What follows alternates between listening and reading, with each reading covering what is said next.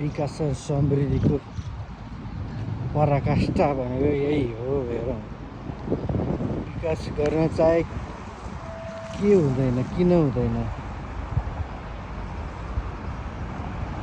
हाम्रो देश, मेरो देश,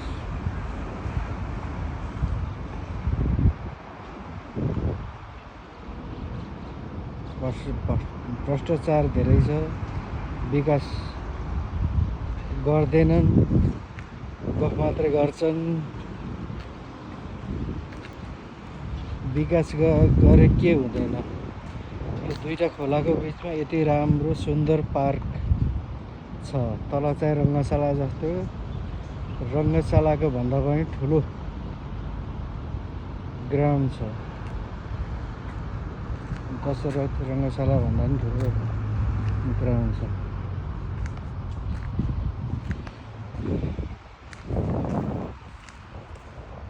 विकास गर्ने भनेको राजनीति गरेर मात्रै हुँदो रहेछ के।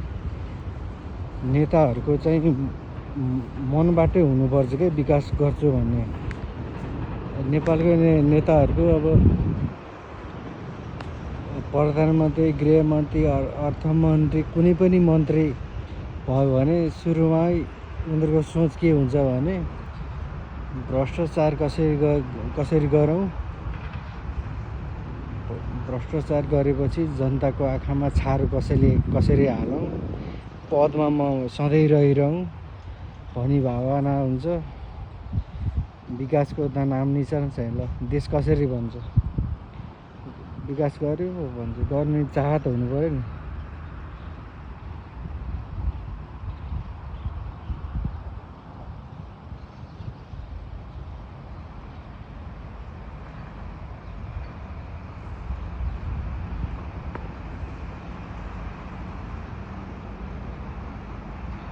यो जन्ममा त त्यस्तै भयो।